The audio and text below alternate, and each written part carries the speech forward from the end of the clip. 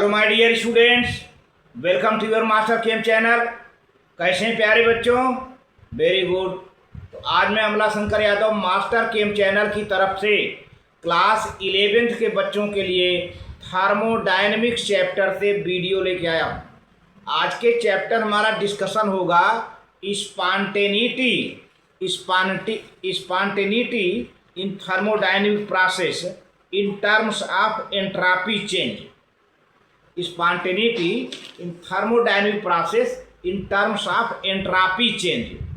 तो प्यारे बच्चों, एंट्रोपी चेंज की जब बात आती है तो दो बातें आती है, या तो एंट्रोपी घट रही हो या तो एंट्रोपी बढ़ रही हो। एंट्रोपी माने रैंडमनेस, डिसऑर्डरनेस, है ना।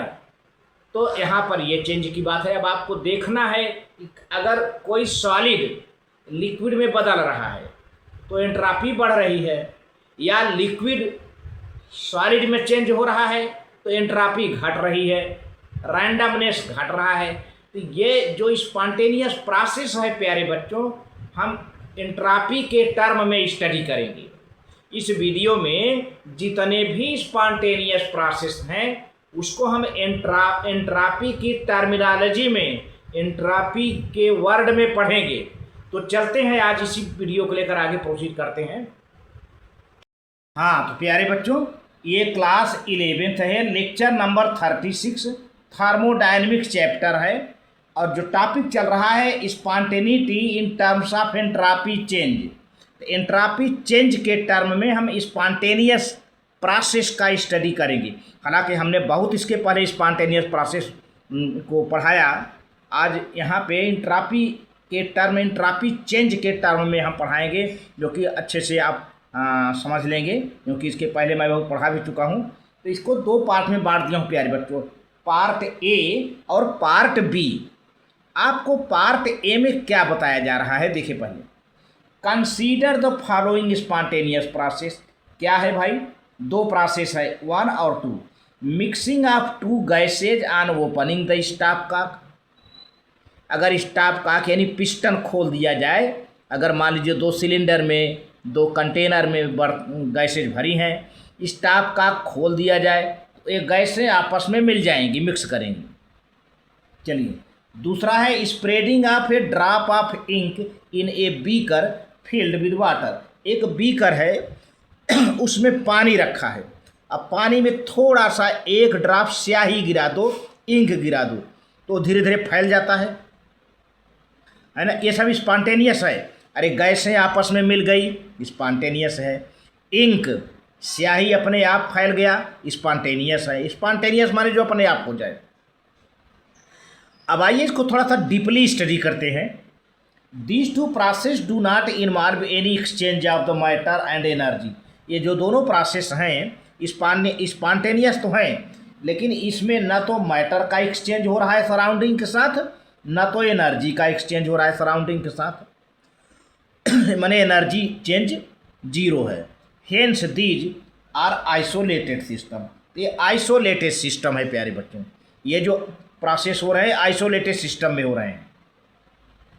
अगला क्या है? These two process are accompanied by increase of the randomness.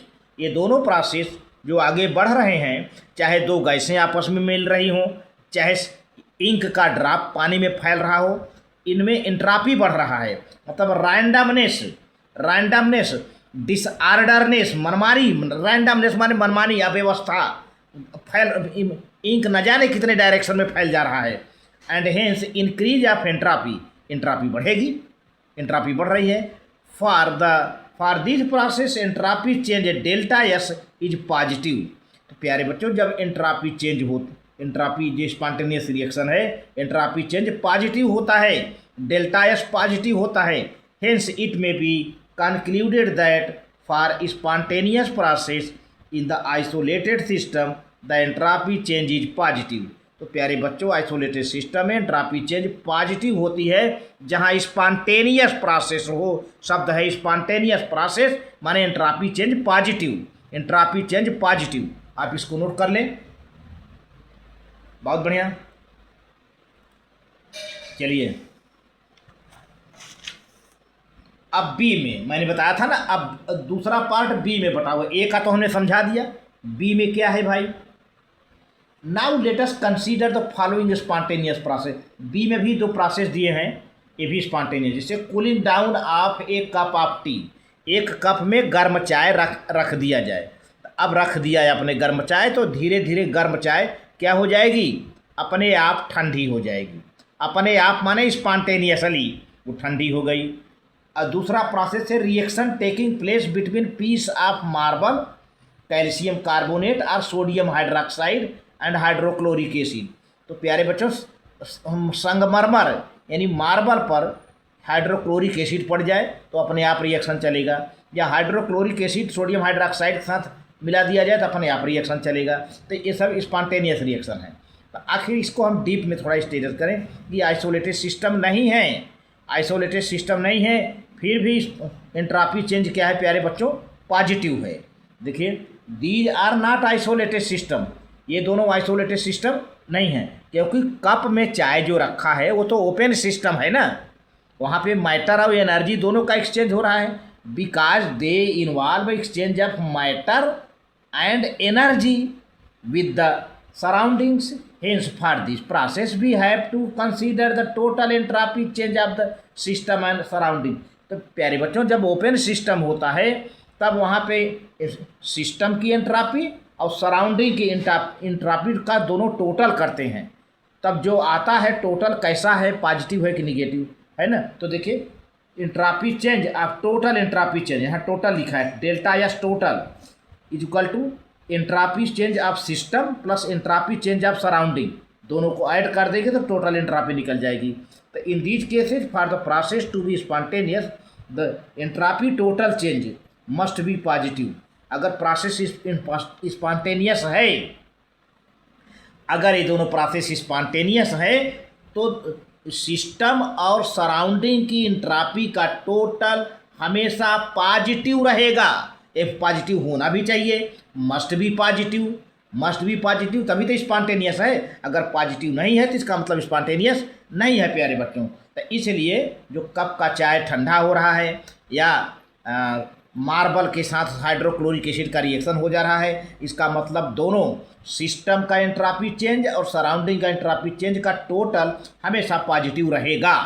ठीक है, तो आप इसको नोट कर लो प्यारे बच्चों, बहुत बढ़िया, आप नोट कर लीजिए। ठीक, तो देखिए यहाँ पर दिया गया है दज for all the spontaneous process. अब यहाँ पर सभी आल माने सभी है ना, सभी spontaneous process the total entropy change delta S total must be positive है ना। अगर सभी स्पॉन्टेनियस प्रोसेस हैं तो उनके एंट्रोपी का टोटल हमेशा पॉजिटिव होना चाहिए, और पॉजिटिव होता भी है। देखिए, entropy total is equal to entropy change of the system plus entropy change of the surrounding is greater than zero. Zero से ज़्यादा माने क्या, पॉजिटिव, जीरो से ज़्यादा होगा पॉजिटिव, जीरो से कम होगा तो निगेटिव। लेकिन मान लीजिए अगर निगेटिव हो जाता है तो क्या हो जाता है प्यारे बच्चे, उसके बारे में हम डिस्कस करते हैं। लेकिन पहले इसको समझिए, the entropy of the system at equilibrium is maximum. किसी भी सिस्टम का एंट्रोपी कब मैक्सिमम होता है, कई बार ऑब्जेक्टिव में आ चुका है, कई बार ऑब्जेक्टिव में एग्जामिनेशन में बच्चों के लिए आ चुका है।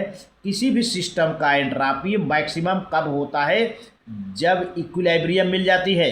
जब इक्विलिब्रियम मिल जाती है, the entropy of the system at equilibrium is maximum and there is no further change of the entropy. इसके बाद मैक्सिमम के बाद उसके बाद अब चेंज ही नहीं होगा। जब मैक्सिमम हो गया तो उसके बाद एंट्रोपी में कोई फर्दर चेंज नहीं होगा, यानी delta S is zero, delta S is zero, तो फर्दर चेंजिंग नहीं होगी तो delta S zero, entropy change zero हो जाएगा मैक्सिमम के बाद।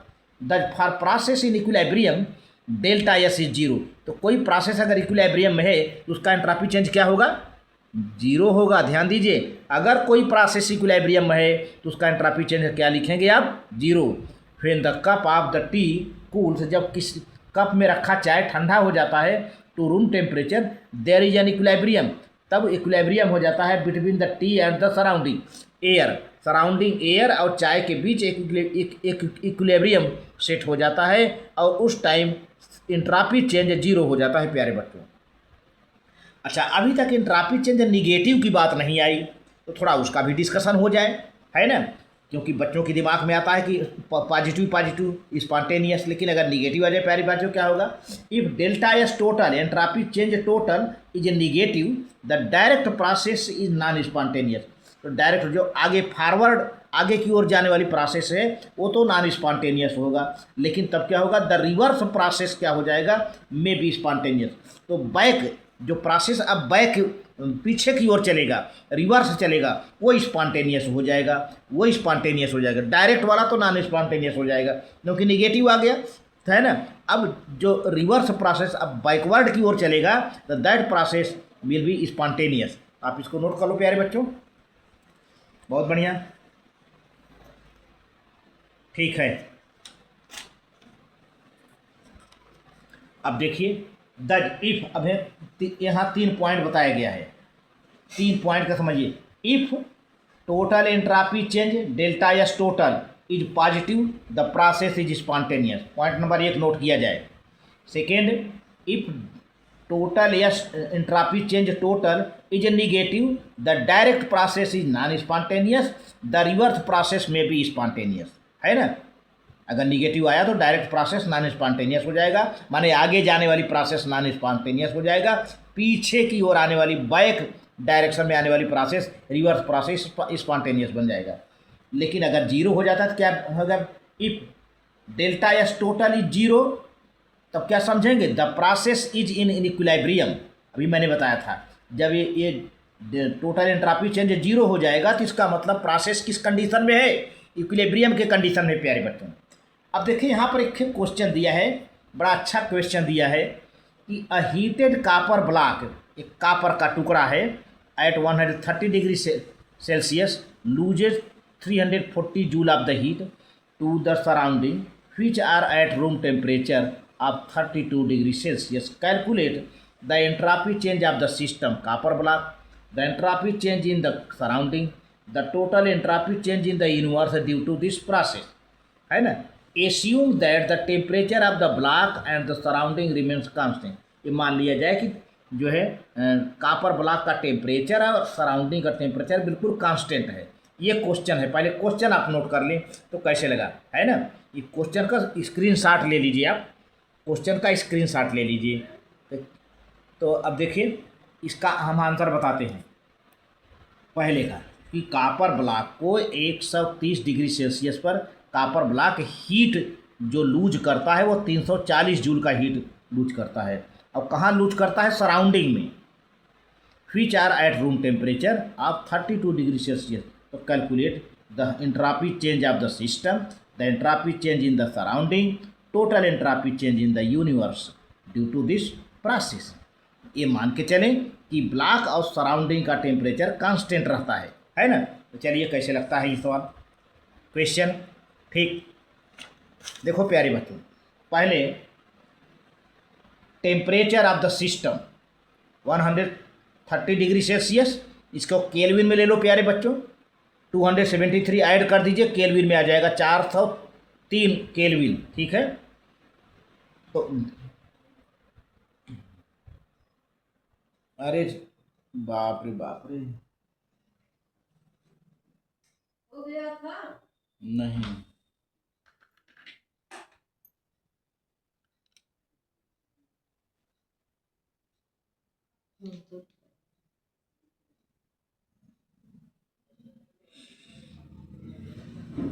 तो ये सिस्टम का टेम्परेचर 130 डिग्री सेल्सियस, 273 हमने ऐड कर दिया, 403 केल्विन टेम्परेचर हो गया। सराउंडिंग का टेम्परेचर 32 डिग्री सेल्सियस दिया है और 273 ऐड कर दिया, 305 केल्विन हो गया। अब सिस्टम क्या है प्यारे बच्चों, क्योंकि सिस्टम में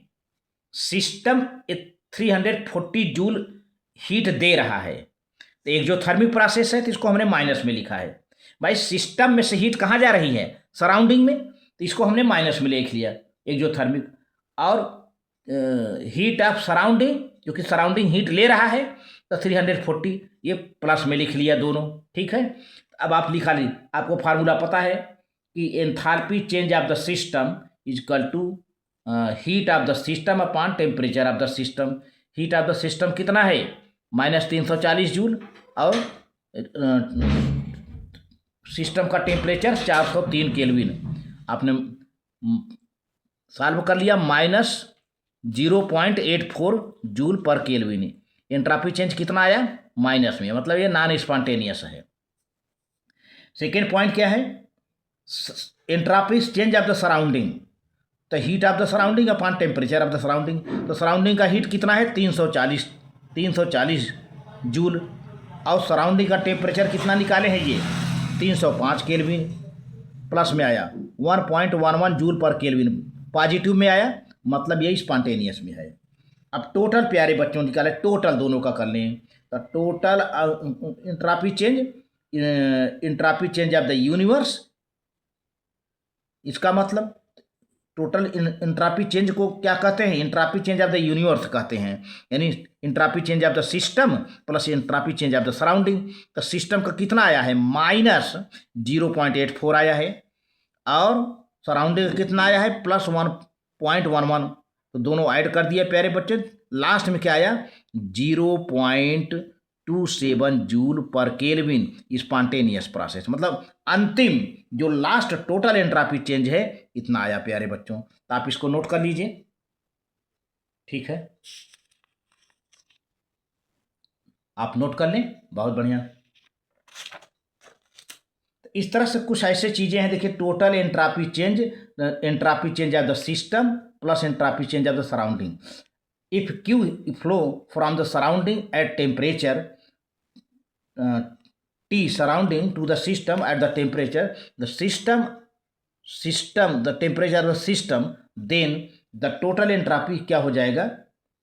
क्योंकि सिस्टम पर है तो सिस्टम का क्या होगा? प्लस हो जाएगा, और सराउंडिंग में क्या, अगर हीट जो है फ्लोज फ्रॉम द सराउंडिंग से निकलता है सिस्टम में, तो सिस्टम क्या हो जाएगा? इंडोथर्मिक हो जाएगा, सराउंडिंग एक्जोथर्मिक हो जाएगा, है ना। आप ये देखिए किधर हीट जा रहा है, जिधर जा रहा है उसका हीट पॉजिटिव, और जिधर से जा रहा है उसका निगेटिव। तो सराउंडिंग से जा रहा है तो सराउंडिंग का निगेटिव हो गया, ये ले लिया। लेकिन अगर यही उलट जाए कि सिस्टम में से हीट निकल कर सराउंडिंग में जा रहा है, तो सराउंडिंग का पॉजिटिव हो गया, सिस्टम का निगेटिव। दोनों कंडीशन में प्यारे बच्चों ये जीरो आ रहा है, देख रहे हैं, दोनों कंडीशन में जीरो आ रहा है। तो देखा जाए तो चौथा है Q is in the joule and T is in the kelvin and delta S is in the joule per kelvin. Her condition में प्यारे बच्चों देखा जाए तो ये अगर इक्वल है तब तो जो है जीरो हो जाएगा, अगर टेम्परेचर सेम है तो, और टेम्परेचर डिफरेंट है तब कुछ न कुछ आएगा, पॉजिटिव निगेटिव जो भी आएगा। तो आप पॉजिटिव आएगा तब स्पॉन्टेनियस कहोगे, निगेटिव आएगा तो नॉन स्पॉन्टेनियस कहोगे, कैलकुलेशन पर चलता है। अगर टेम्परेचर दोनों का सेम है तब तो जीरो आ जाएगा। अब हीट सेम है, टेम्परेचर दोनों का सेम है, तब जीरो आ जाएगा। ठीक है, तो आज के वीडियो में बस इतना ही प्यारे बच्चों। Very good, thank you.